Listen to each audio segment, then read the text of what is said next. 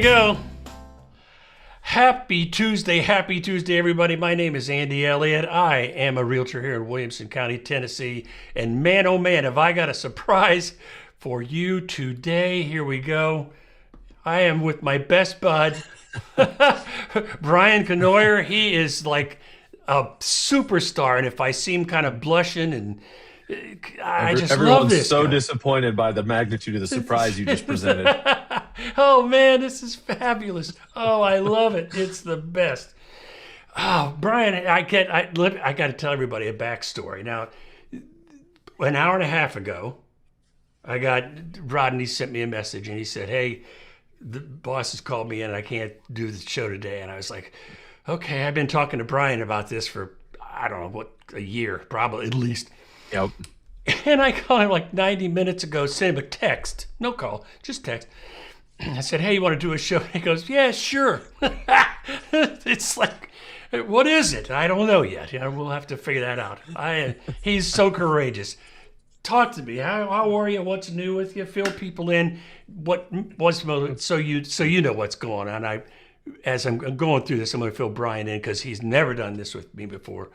We have people, the regulars that come in, and then we'll have, ordinarily, we get most of our views after publication because who's free to watch at 1 o'clock, right? So feel free to take off. This is Brian Canoyer, my best friend. I'm sure we could tell you a bunch of stories today, but fill us in about you and your life and what's going on. It is just, first of all, such a pleasure to be here with you. You are the master of online presence and real estate news here in the greater Nashville area.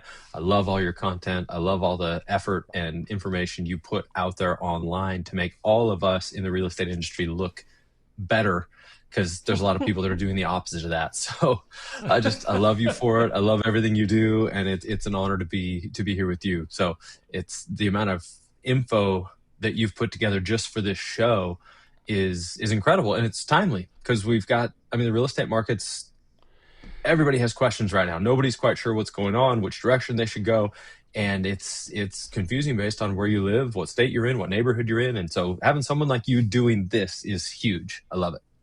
I appreciate that very much. And for anybody that, I want to be clear that we're both realtors here in the same area, but we really don't compete. Brian handles the high dollar stuff, and I mean that with all due respect. He handles the big properties, and I just don't do that so much anymore. I used to, but not so much anymore. So if you're on the show, if you watch, you breeze by the show today and you have questions, I'm going to leave Brian's contact information in the description box below. You all know where to find that, and so feel free to reach out to him. Next time if we get to do this again, we can, when your channel's ready, if it's not now, we can collaborate now. Mm-hmm. YouTube makes it a breeze to collaborate. So this is going to be, hey, there she. This is our good friend from California, Angie. I got a big surprise for you, Brian, Angie, Brian. She has Happy been with here. She has been with us since, before the beginning. She's a wonderful person she and her family are moving to the Tennessee area, not Middle Tennessee, I don't think, but either Chattanooga or Knoxville, that area out there, right? Isn't that right, Ange? But she's always been here got good questions, and she always catches me off guard. So no mortgage questions today. That's, there we go. Look at that. I love it. It's good. So, also, this is transparency and Chattanooga and clarity. I'm with Benchmark Realty, and Brian is with Compass Realty. And if I'm not mistaken, they're pretty much buying up everybody, right? We're doing our best. We're doing our best. Yep. Right. We're coming after you, Andy. You think you're doing? I'm going to stay out of that. You know what I mean? So the way that the show goes here is that on today's show, the theme really is the experts predicted a housing turnaround in 2026. We're going to get to that. It's going to be my first article we're going to dip into. And as I read through this, I'm going to default to Brian because he's really really smart. He's the guy that's got the stats. And if he seems like going on, I cannot express how excited this is for me. This is like, I'd love to just go to him and watch, you know? Well, what they But don't know is that you and I get together as much as we can and just bounce things off of each other in the real estate world to make each other better. Tell me what you think about this, Andy. Tell me what you think about this, Brian. I'm seeing this in the market. What do you think? I'm seeing this in this price demographic, that price demographic. And we make each other better, more informed, more knowledgeable, so that when we then go back to our clients individually, we've got a little more perspective. yeah, and that's So the I'm way excited that about this too. that's the way that it should. I think it's a mastermind concept that should work. And so the theme of this show today, I always have a theme, and it's going to be a comeback, a reckoning, and a reset. And the comeback boils down to this, and we're going to dip into this. And Brian, you'll get the hang of it. In 2 shakes, it'll be easy. The housing market is set for 2026 comeback. NAR predicts. Now, I always talk about how I warned you. I did. There you go. The National Association of Realtors, Realtor.com, and that kind of stuff. When we take articles from these guys, keep in mind that their job is to help us sell real estate. And so when we see their numbers, they tend to skew pretty positive. Not that I'm a negative person, because I'm not. But if it's Zillow or some of the other purveyors of really good data, Redfin and Zillow are great at data. I got no problem with those guys. But when you come across data or statistics on National Association of Realtors, their predictions tend to run pretty high, positive. You know, everything's fine. You know, house could be on fire. We're good. You know, we're all right. Right. And so just keep So that true. in mind. Keep that in mind. And they're predicting 2026. So there's going to be adjustments every week starting in January. So here we go. Steady job. So the housing market set for 2026 comeback. Steady job growth and lower rates could fuel a sales surge ahead, says the NARS forecast. The real estate professionals may finally see a long-awaited surge in activity in 2026, with home sales poised for a potential double-digit jump, which I thought, that's really okay. Lawrence Yun, chief economist at the National Association of Realtors, is forecasting a 14% nationwide increase with home sales for 2026, following 25's stagnating levels. And they have been, has that been the case for you? Has that been your experience? Stagnating might be a little strong, but what's been your experience so far in 25? Different than 100%. previous? 100%. And I think that one of the things you're alluding to here when we read these National Association Realtor articles, or just as a general consumer, when you're looking at this information online, you read the macro headlines, right? And they're reading macro headlines, you know, home sales are down by X% nationwide. And it's just so misleading. But to answer your question, yes, this has been a slower year. But like here in Nashville, you know, here in Tennessee is much different than Chicago or New York or Texas or Florida or Iowa or California. And here in Tennessee, Nashville is so different from Knoxville, from Chattanooga, from Memphis. And just in Nashville, Davidson County is so different than Williamson County. And just in Williamson County, you know, Franklin's different than Brentwood. So it's, as you peel back the layers, we've had a decent year here in Franklin, Tennessee, in the $1 million plus market. Let's call it the $1 to $5 million range. Sub million's been really hard. Davidson County, which is a lot of like 650 and under, has been really hard. Nationwide, or you know, statewide, we're down 1.7% year over year. So it looks like things are going down, but yet median home price continues to rise here in Middle Tennessee, despite inventory being up as much as it is. And anyway, I won't get too lost in the stats, but No, I love it, and your whole point, and that's what our show. The attempt on this show is to have conversations about what's going on that can apply nationally. And you're correct about macro, because it's so different where Angie is versus where it might be in Tampa Bay, whatever. You know, it's different. So we have to 100%. generalize. But we always try to plug in what's going on here in Williamson County, which is it's one of the wealthiest counties in the nation, and one of two, I think, in the South. Maybe it used to be the only one, but probably not anymore. Anyway, to move on. Next year is really the year that we'll see measurable increase in sales, he said. Rising sales won't come at the expense of price stability either. Now, I found this interesting. Home prices nationwide are in no danger of declining. Okay, everybody. We'll come back to that. NAR expects Yeah. prices decline. Prices decline 4%, 4%, which is basically flat, really, in 26, supported by job growth and persistent supply shortages. When when they talk about stability, what would you see as the main ingredient to affordability? Well, there's two things that I say as you approach that. Obviously, one is home prices. So, what are home values going to do based on affordability? But two is I'm going to use wage growth or wages as the kind of overarching. You can wrap inflation into that and a number of things, but like the two main things that the government can control, if you will, are in some sense with policy they can affect home prices and wage growth. And I think that they're going to fight to keep home prices higher. And through policy, we're going to impact wage growth or affordability through things like, what have they rolled out recently? The 50-year mortgage as an option. I don't know if you saw the articles this last week, as Yeah. now we might possibly have portable mortgages, which all the lenders roll their eyes and go, oh, please no. But as a consumer, I love the idea of a portable mortgage. If I'm locked in my 3% mortgage and I go buy a different house, if I can take that with me, I love it. So wages have not kept up. Inflation has been ahead of wage growth, which erodes affordability. The dollar's down. We're getting down a whole nother rabbit trail there. But I think home prices have had a correction.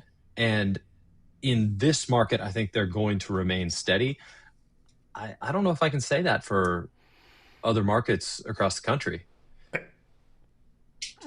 I wholeheartedly agree. And for anybody that understands, anybody that's coming in to Middle Tennessee, almost exclusive, every call I get, every email, every communication, the first question they ask is, what's it like in Williamson County? Because that gets all the buzz. At least most of the stuff that I see, Williamson County gets the buzz. Anyway, we're going to come back to the 50-year and the portable after we get done with this, because that's good stuff.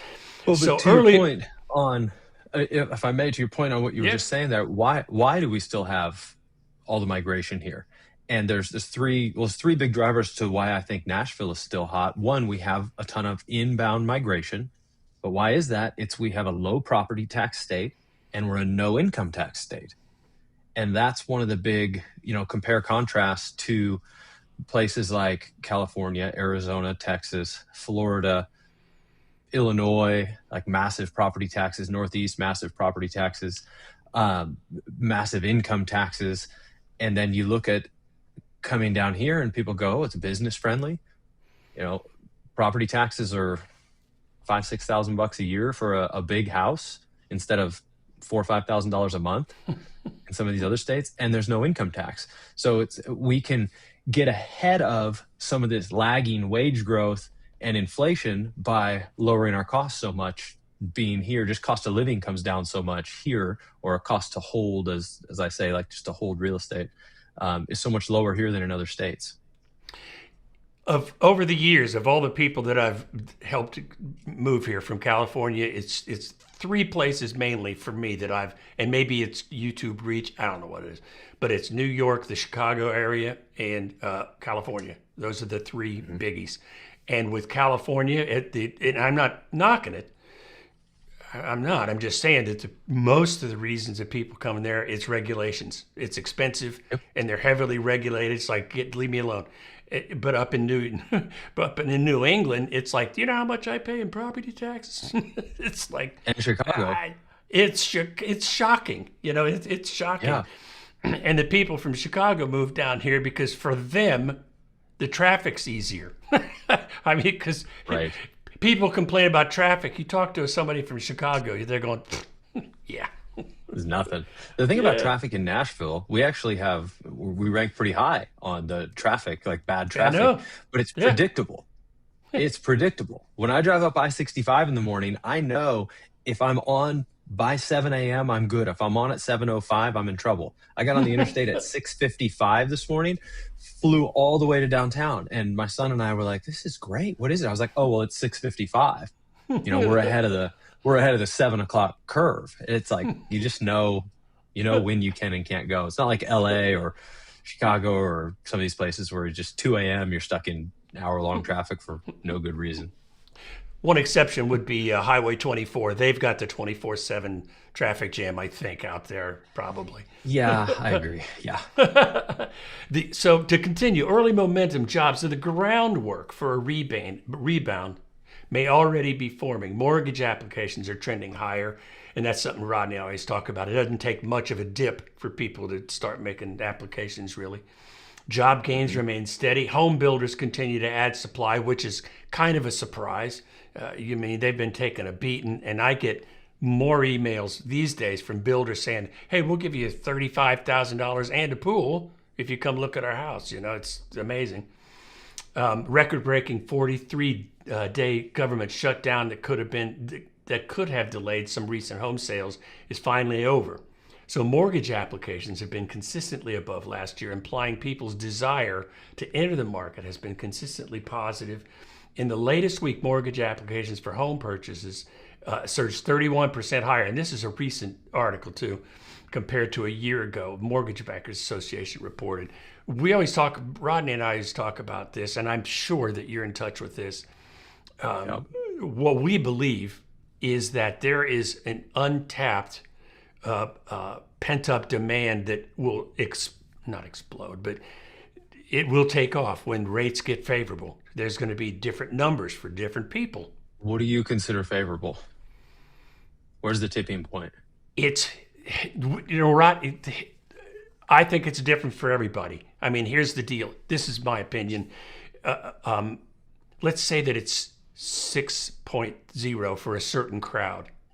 It's going to be 5.9 for the next crowd, and it'll be 5.75 for the next crowd. There's going to be different layers, so it's not like people worry about this tidal wave of buyers. I don't think that's going to be the case because everybody's got a different tendency on what number works for them. But what I would say is if the Fed isn't careful, if they keep telegraphing that we're going to drop rates next month, we're going to drop rates next month, if they keep telling people are going to go, well, I'm going to wait. Right. The number's pretty good, but... And I don't know. I had a conversation earlier this week with some of my finance private equity guys here, and they're all saying, I don't know. I don't know about a rate drop in December is not a foregone conclusion by the Fed. Correct. And in our world, Andy, as you know, we always have to explain this to folks. A rate drop at the Fed does not mean a rate drop in mortgage rates for us. Typically, it is a lag on our part. Typically, it'll come down a little bit later, but it's not one-to-one. We've got to get the bond market to move a little bit for us. But I was reading the charts the other day on mortgage rates and how many people are at what rate, because I think that does impact it. Mm-hmm. And it's right at, I can't remember if it was just plus or minus, but it's right at 50% of people have a 4% or lower mortgage rate currently in America. Mm-hmm. Okay, so we've got 50% that are over 4%. A small amount in that fives, a lot of people in the sixes, and some in the sevens. So I've said, give me anything with a 5 in front of it, and that'll be the first wave to break loose. And hopefully we'll get there as we head into next year. But it's got to be responsible, because we don't want to see those, that competition gets too hot, and then all of a sudden we're into appraisal gap territory again. Don't need that. Right. And there's nothing wrong with the 6% mortgage rate. There isn't. 6.25%, 6.5%. That's a fine rate. It only seems high because everyone is so accustomed to, we had 12 years of free money with zero Fed funds rate back in the day that is still working its way out of the system. So it's tough to call 6 good when somebody like me says, I got 2.7. I know. I know. I lost my 2.7. Thanks for bringing it up. Yeah, you're welcome. Hey, that's why we're here. Mortgage rates a slow drift downward. Mortgage rates remain one of the biggest constraints for the buyers after sitting around 7 for the beginning of the year. The 30-year fixed rate average 6.24. I didn't even look at it today. And I always make sure that people know that what I'm able to find on Mortgage News Daily is where I get mine. That like lenders' numbers are typically pretty different. Yoon expects remember, this is still Lawrence Yoon, very positive guy, expects the gradual improvement ahead. As we go into next year, the mortgage rate will be a little bit better. It's not going to be a big decline, which is good, but it'll be a modest decline that'll improve affordability. And he's correct about that. He forecasts rates to average around 6% in 2026. So I'm going to guess it's 2.27 today, I'm guessing, and down from roughly 6.7 overall for the year. That's correct. While Federal Reserve has initiated rate cuts, he cautioned mortgage rates are influenced by a wide mix of factors, just like what Brian was talking about: inflation, yields, borrowing, all of that. The next one is something. This is pretty interesting. Bear with me a second. The market of haves and have-nots, but the path to the 2026 rebound won't look the same across the market, as today's housing market remains deeply uneven. The upper end of the market has been doing much better than lower end, with robust inventory and strong financial markets fueling activity. Sales in the $750 to $1 million price range have seen some of the largest gains, while meanwhile, inventory remains constrained at lower price points. Also, he pointed to the widening gap between buyers with home equity and those trying to break into the market. We have haves and have-nots. First-time home buyers are really struggling to get in, while those who have housing equities are building credit. What are you seeing? Did you read the next? I'm going to include this next paragraph. The newly released 2025 profile of home buyers and sellers. First-time home buyers dropped to an average low, or an all-time low, of 21%. That's 21%, well below their 40% norm, and they're much older to a median age of 40. So I'm going to hit you with a bunch of questions.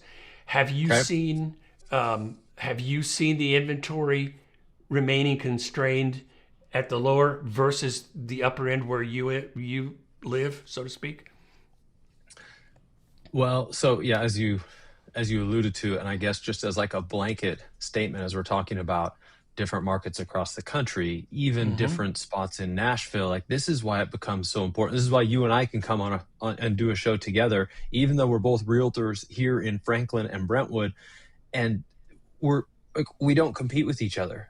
We can all help each other. You have your pockets, I have my pockets. It is so important to have someone, when you're looking to buy a house, that knows your specific area intimately and just super well. I think you'd say the same thing. If I have someone in town that wants to buy on the north side of Nashville, I've got agents up there that I'll send them to help, because they know that area better than I do. And they'll send people down here to me, even though it's only a half-hour drive from here. So knowing your specific market is so important. So to answer your question, I can answer it through the lens of like my hyper local market here. Over $1 million. Well, okay, so Nashville in general. Sorry, let me back up. Nashville in general. What Zillow say? Home values were down 1.7% year over year, I think was the stat. And inventory is up. We're at pre-pandemic inventory levels. We're up 20-some% year over year. Yet, price cuts. 41% or 44% of homes now here in the Nashville area have taken a price cut. So you hear all this and you go, well, prices must be coming down. But the median home price in Nashville continues to hit all-time highs. We're at $510,000, I think, now. Well, how's that possible? It's because of what you just said. Let's take the price bands. $1 million and under, it's like 0 to 650 is down 12% year over year. 650 to $1 million is down 10% year over year. $1 million to $2 million, we're up 12% year over year. 2 million plus, we're up 12% or 13%, I forget what it is, year over year. So you've got the higher end properties are still transacting, which skews the median price. And if you're just talking greater Nashville, it's hard to it's hard to look at the whole thing because there's some pretty good deals out there right now on lower end properties because people can't move them. The lower end, I call it lower end. When did a $650,000 house become a lower end house? Yeah, Can we just it's a talk about that starter for a home minute? now. Yeah, like that's a lot of money for a house, and that's why we're in an affordability crisis. Yeah.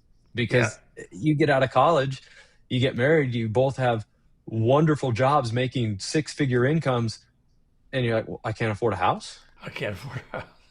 Like, It's what? yeah, it amazes me the first time buyers it amazes me what they were able to pull off. And I kind of have the theory for me is ignore if rates are important, pay attention to your rates. If the house price is important, pay attention to that. But understand, you can get, keep the mortgage rate the same, you get less house and have less expenditures going on. But Right. the bottom line for any buyer, I'm going to say first time buyers are particularly critical to it, but anybody that's looking at a house, if you're ready, that's the test. Do you have a Yes. steady job? Do you make enough money? Is it not going anyplace? Are you happy in your life in general? Hmm. Can you do a down payment of some degree, whatever that works? Talk to your lender about that, make sure it's right. But the Right. question is always the same. Are you good for it? Are you ready for it? And then it changes where a few years ago, I mean like 3 or 4, Brian and I could tell somebody, they'd say, "How long before we can sell again and you know recoup any expenses?" I was like, 8 months. Right. It used to be nuts, Or less. or less. Next month you'll be just Yeah. fine. But now we're Now you better back in. hold for a little while. Now we're back to what it used to be back when Brian and I were started back in the 2010s. The average would be 5 to 7 years. So I'd say make sure that's Hmm. an average kind of a thing.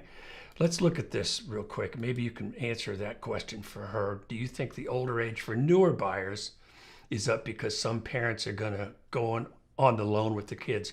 I wonder. Well, I don't know if those two things, uh, maybe I'm reading the question wrong.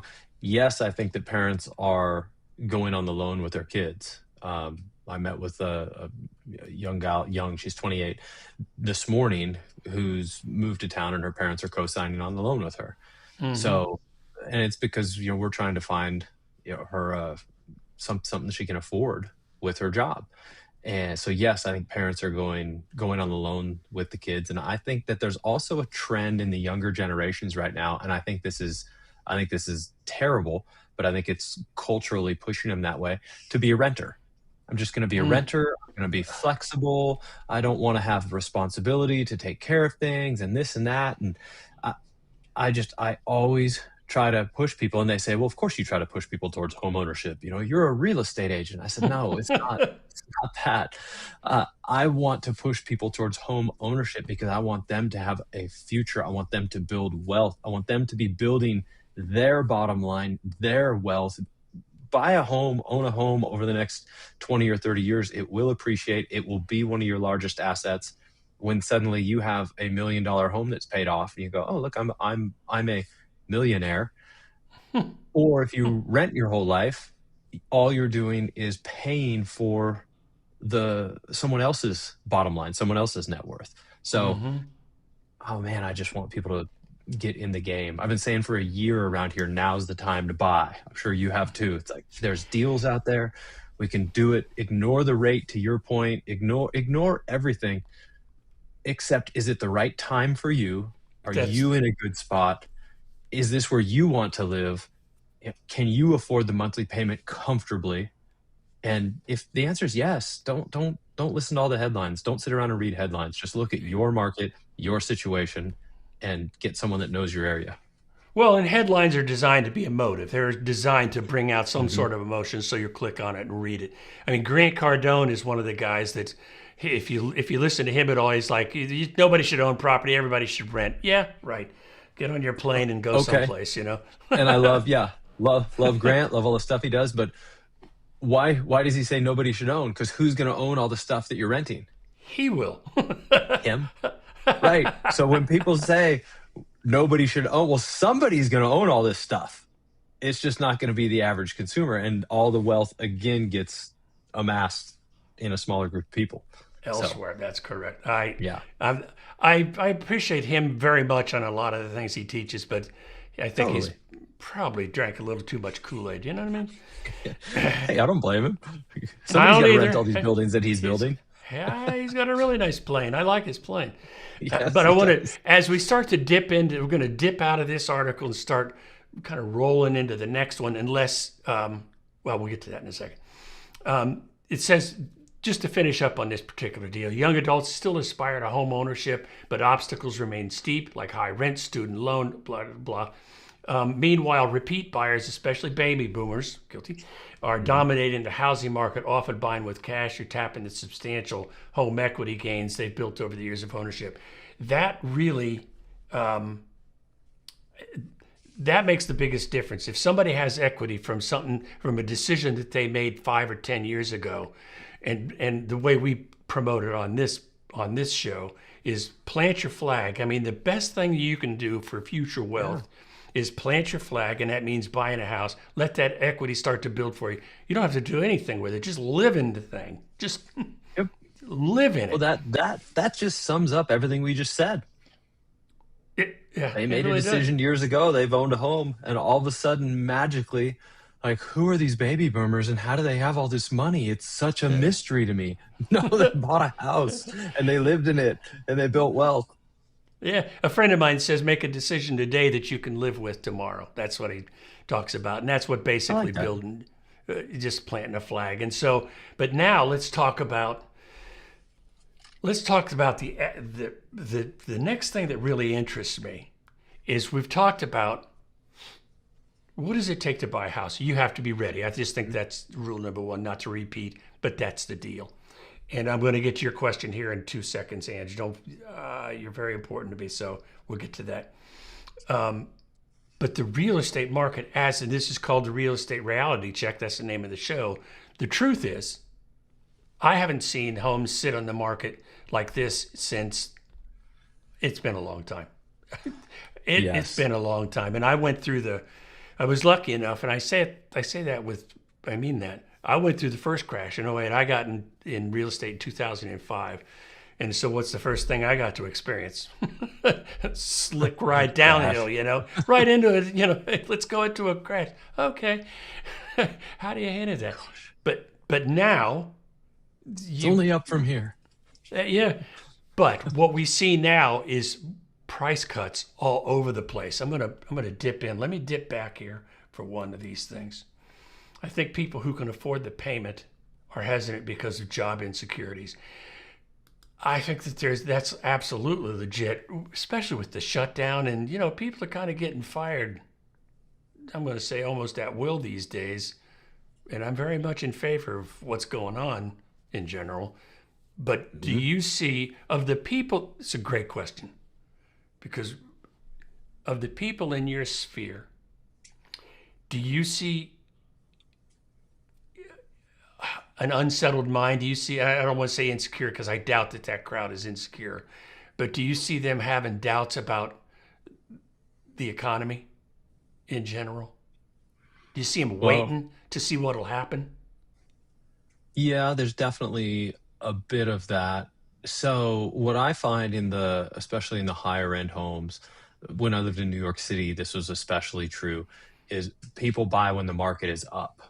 Because a lot of the folks in the higher price points, their wealth is aggregate. They might have they might make $250,000 a year or $500,000 a year in income, but that's not where their wealth comes from. Their wealth comes from their equity in companies, stocks, things that they have. And with the market, as it goes up, up, up and hits all-time highs, their portfolios could be up a huge percentage. And that's where they're saying, hey, I need to take some money out of this while the market is super high and place it into real estate.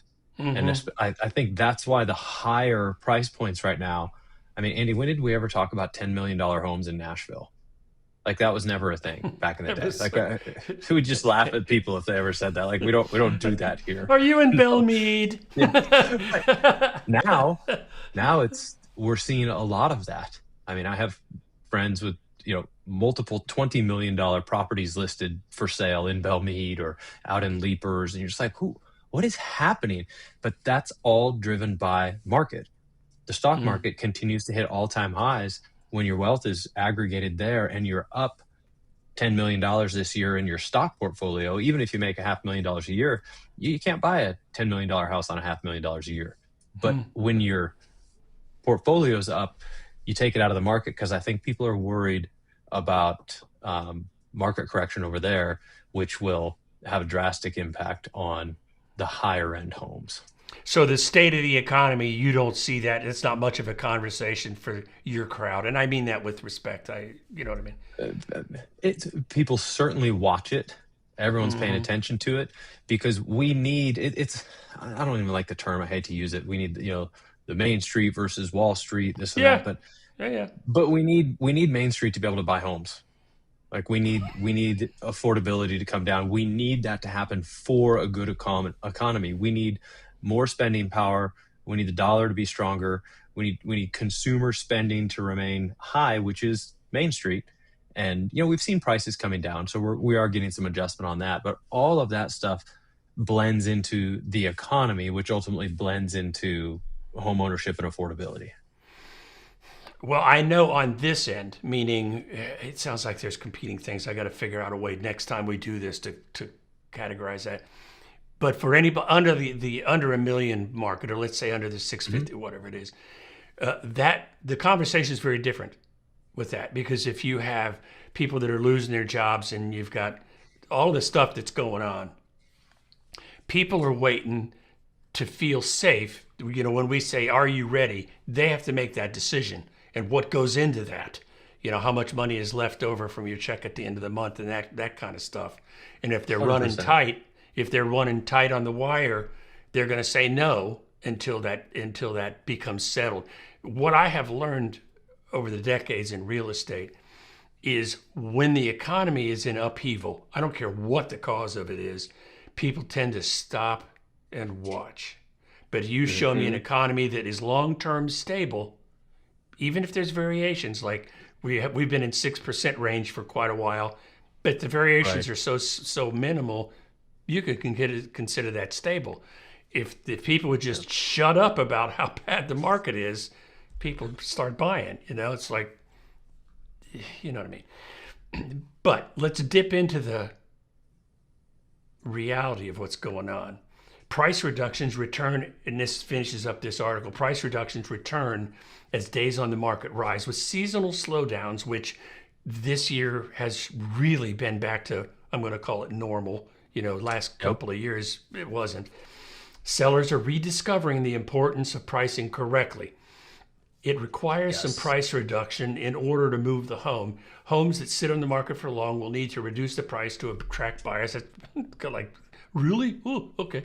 MLS data shows price cuts rising as listings linger, for reductions based on days on market. Now, this I thought was... Do you know anybody? Here I am reading this article. Nobody can see it. Sorry. Do you know anybody that has a schedule of price reductions that's listed out that way? From 0 to 14 days, it's 4% cut. Do you have anybody that's laid out that way? No. Let me ask you a question on this. Just your personal experience, Andy Elliott, Nashville market. Do you feel like price reductions have the impact that they used to have? Not when you at lower all. a price on a home, does it? That's how I feel.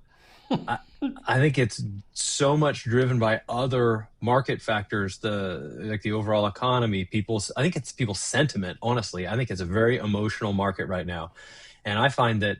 Yeah, I don't know what that says. 0 to 14 days. Okay, at 5%. All right, well we're 30 days in now, so 33 to 60. I'm supposed to do a 7.3% price cut. If I have a house that's been on the market for a month and I drop it 7.3%, I'm just not seeing showings go up. I don't think that's what's moving the needle. I think they're better off staying where they were and just trying to let us do our job and bring some buyers in. But I just don't think it moves the needle like it used to. It doesn't, and I've got evidence of that. Now I will say,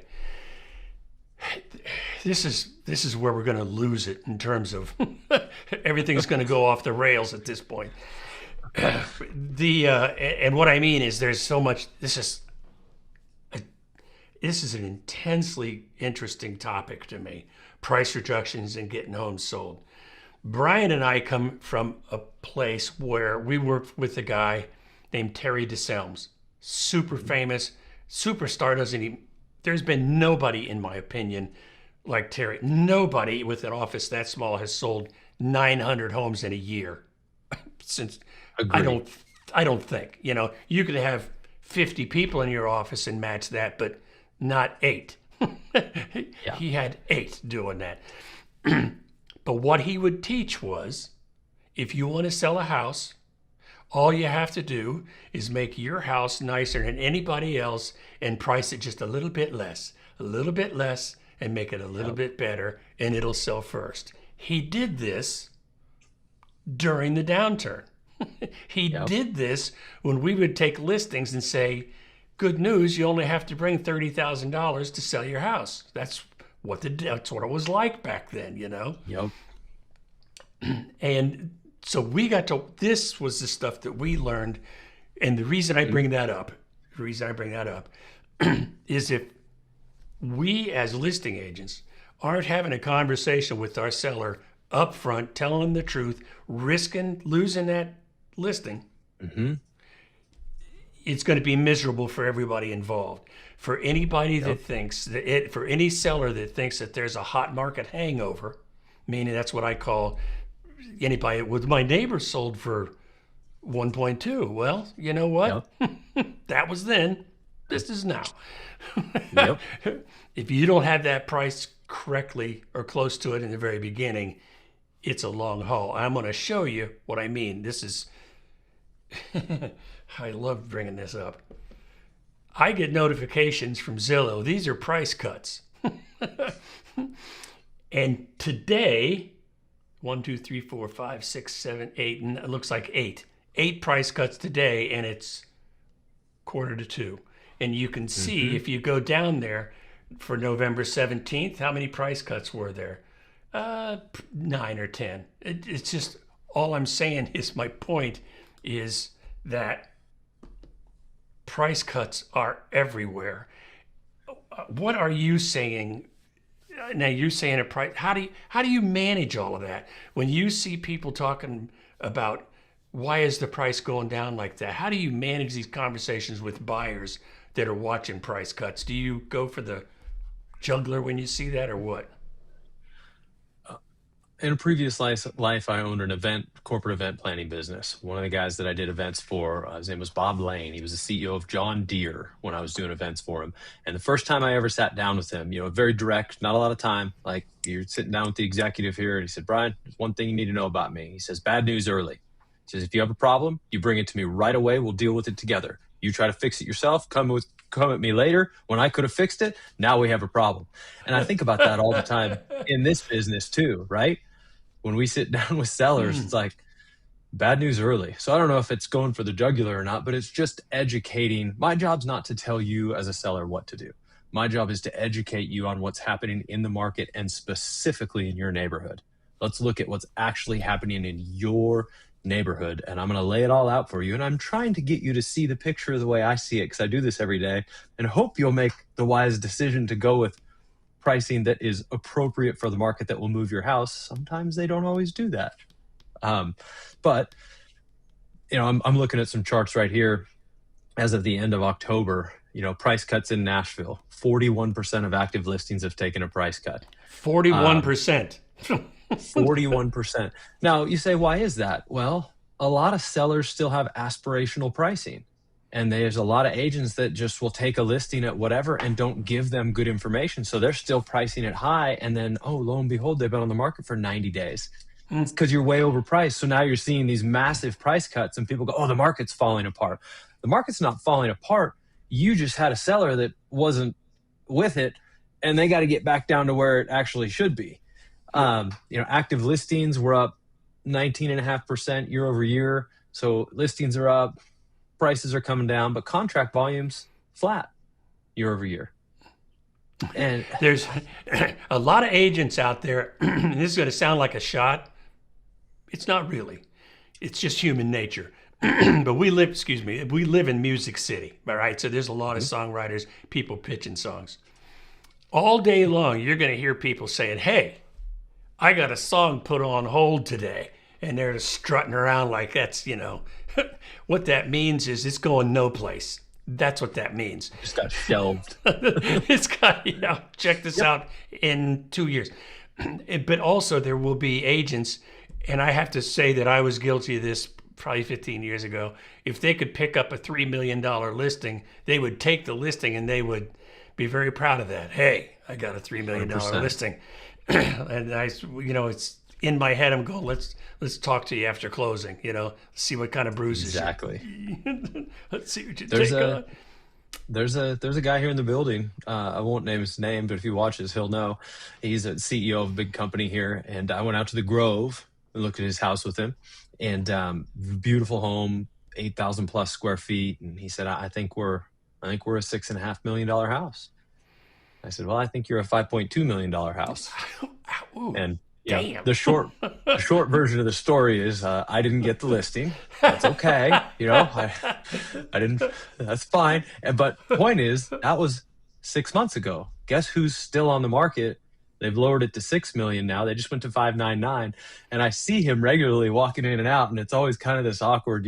He's like, he just is like, oh, I hope Brian doesn't say, how's the house going? Because I'm like, told you so. How's that house going over there? If you'd priced it the way I said you could have, you'd have all your money by now. But And less stress. Now, how do you manage when you're dealing with buyers? For a buyer, if they see a house, not that one specifically, but if they see a house that they like and it's already had multiple price cuts, are you pretty aggressive with that? In other words, if somebody lists it at 6.3 and you comp it out at 5.2 and a seller or buyer wants to look at that, when you give them recommendations, do you come in strong, come in hot saying, here's what it's worth? 5.2? 100%. Absolutely. I bet they'd love Just that. because you think your house is worth $6 million, the market dictates what your home is worth. And you and I know, Andy, and you know me, I'm aggressive on that stuff. My job's to win for my client, the buyer, not to win for, the seller. get it. You hired your own agent. Like, sorry, they couldn't price a home right. My job's to win for my guy. But you and I, we have good relationships with all of our clients. And the hang up I have is whatever price we buy this house for, in 2 or 3 years, when that person who will still be my friend and be in contact comes to me and says, hey, I need to sell my house, I have to make sure that I bought it right for them, that I can sell it and make them a profit.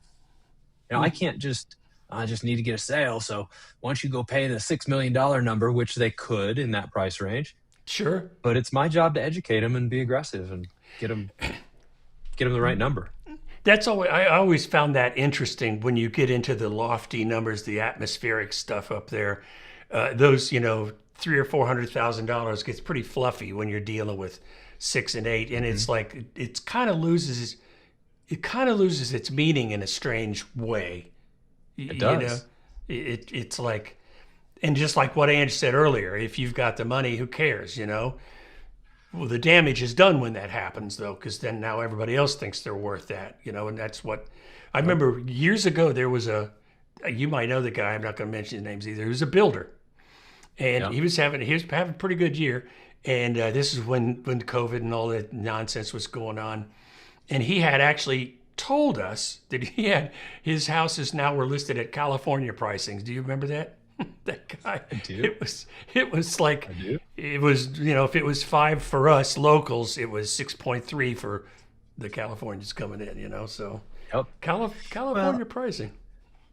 But it's to your point though, when you're dealing with 5, 6, $10 million houses, the $500,000 or $100,000 here and there can just get kind of like thrown around like it's nothing.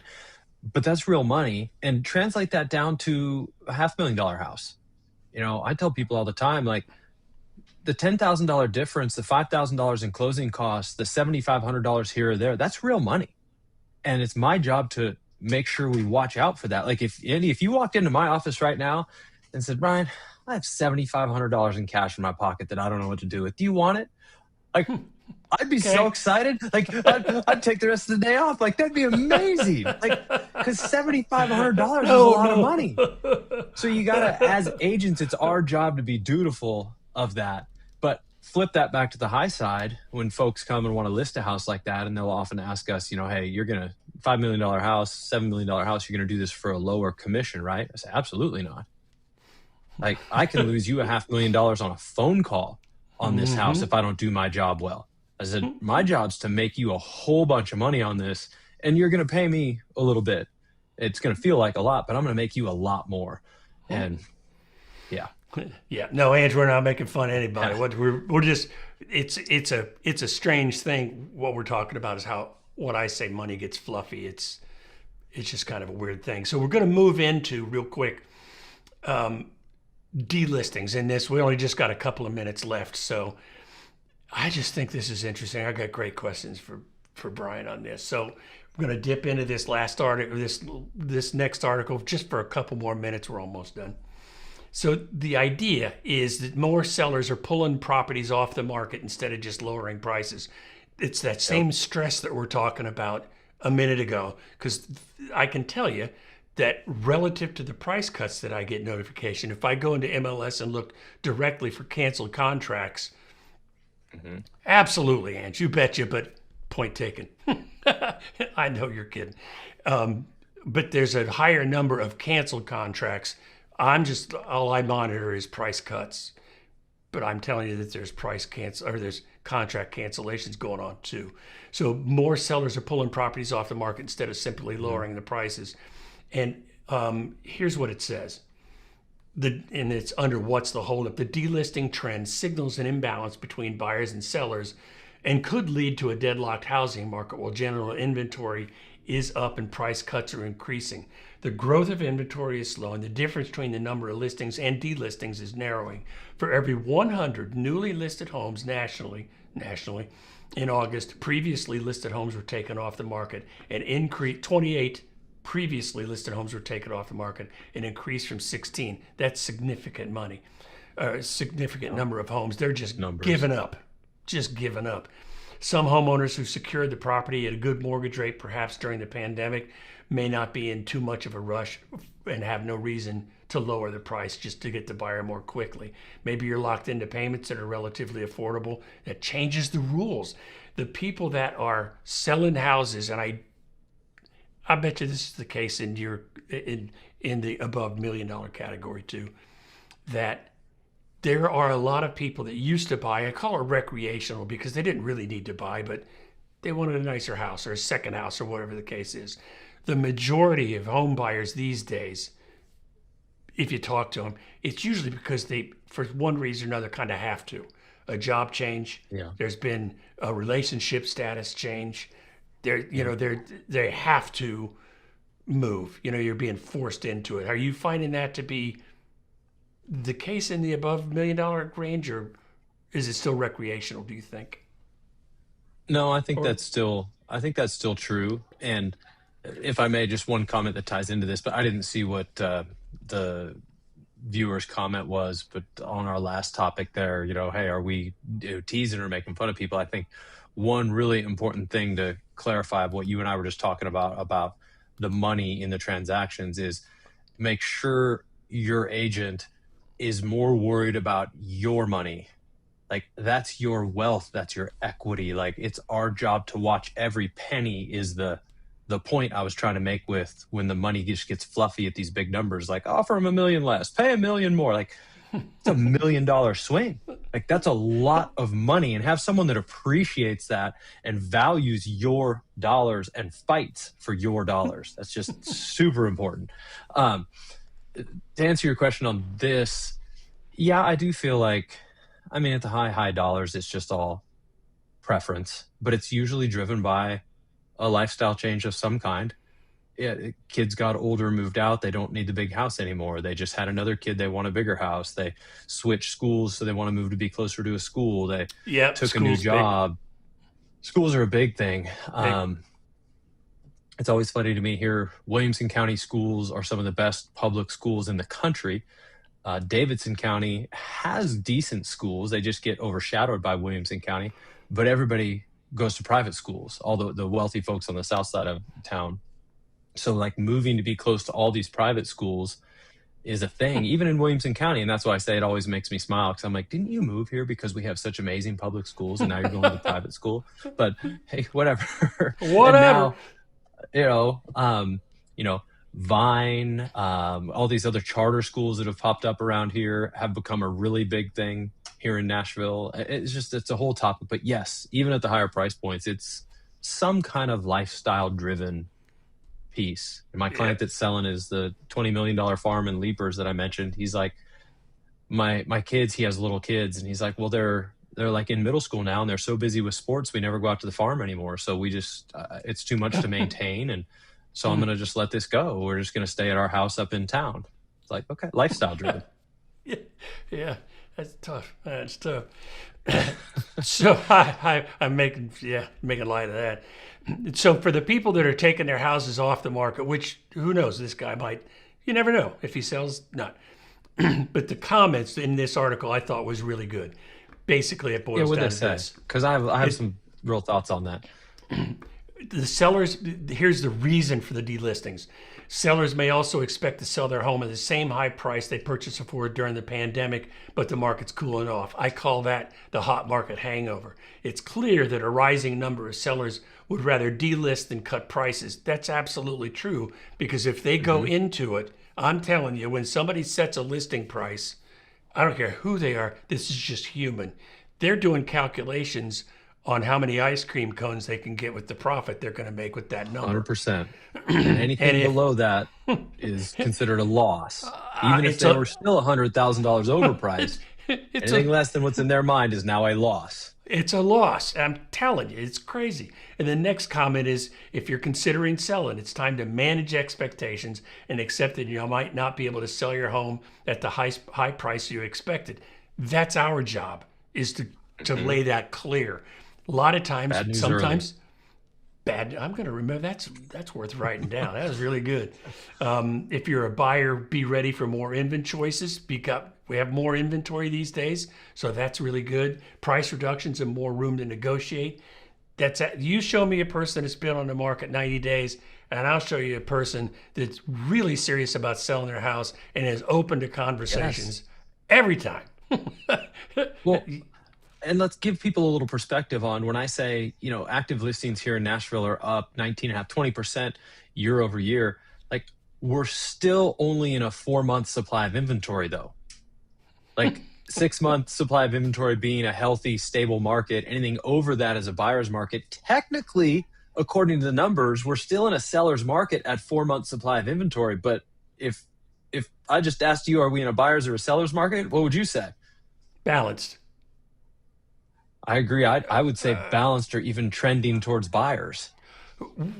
There's no doubt about that. There's no doubt about that, except the buyers aren't taking advantage of it. I mean, no, they're not. Meaning properties that are available, that would tell you that it's a buyer's market. But because with the prices, prices and rates and all that, the unsteady market, the boiling market, buyers are still sitting on the sideline. Yeah. And if Jay Powell says, if he says, you know what, I think we might cut or we might not, whatever he says, people are going to. Jay Powell, your boy, call him up. Call up old Jay for us, will you? Tell him we need some relief over here. Well, just shut up, will you? You're telegraphing stuff. The stock market doesn't. Yeah. At any rate. Yeah. If you look at inventory, it's a buyer's market. If you look at the prices, it's flat. So I still have to say it's balanced, because you can bargain either way, buyers and sellers, and nobody has any really undue benefit. That's what a balanced market is you can, everybody's losing something in the transaction. It's win-win, but you're always giving something up. If somebody's happy in a negotiation, they got too much out of the deal. Anyway, this has been fun. I mean, we could go on for quite a while on this stuff. And the final thought is this particular article that I was showing you. One of the gauges that I use to pick articles is what kind of responses. Look at that. 950 people had something to say about that. Wow. So that's the reason I picked those articles. You brought up some really good articles today, covered some really good ground. Like, give me your, like, what are your closing thoughts right now on state of the market, either macro, nationally, because you've got people all over the country watching this, or, you know, micro, hyper local right here in the, Franklin, Brentwood, Nashville, Tennessee area. I've got a perspective for both of those things. With the shutdown being over, Hmm. it's going to take a minute for the dust to settle. Even if you weren't particularly affected by it, you're emotionally affected by it. It was like that wasn't good. I don't care who you are, what side you're on. That sucked. It really did. Right. Let the dust settle. I'm telling you that I believe. Bye, guys. See you. Bye, Angie. One of the things that has to happen is we've got to settle the market down. We've got to have people believe that we're safe and we're okay, and then people will start buying again. That's what's going to happen. As far as local goes, I think that based on the price cuts, for the most part, things have shut down because it's Thanksgiving, it's Christmas. Yep. Everything's closing down for the season, and it's going to be slow Yeah, until those rates it drop is. down. So, what do you have any thoughts in 30 seconds? What's your take on that? No, I agree. I think that as we head into Thanksgiving, that's typically when activity really slows down for the rest of the season here. However, I feel like we're in an abnormal market where a lot of people have been on the sidelines. And I think that if we got some good news, if we had a decent market shift, even in December or January when it's typically slower, I think we would see some real movement. Because I think there are a lot of people that have been sitting on the sidelines for a couple years. Oh June of yeah. 2022 is when the music stopped here in Nashville. So there's been people on the sidelines since June of 2022 that are ready to go if sentiment just got a little bit better. So I still say it's a good time to buy here. I think it's a good time to buy in most markets. Just be aggressive. All they can do is Yeah. tell you no. Yeah. And Ange, you're going to do great when you move out here. I can't wait for you to when you're sending that it's coming in from Chattanooga. That'd be very cool. So, Brian, you are my superhero. I want you to hang on while I go do the outro and everything. But I wanted to thank you very much, my best friend Brian, for doing this with me. It was great. It was wonderful. Such an honor to be on here with you, Andy. I've always, from the day I got into real estate, I have just appreciated your insight, your steadiness. You are exactly what people should have in a real estate agent. Trusted, professional, just love you to death. So thanks I for letting love me you. be a part of it. Thank you, and see you a lot. And remember, anybody that wants to get a hold of Brian, I'll have his contact information in the description box below. So see you later, everybody. Hang on, Brian.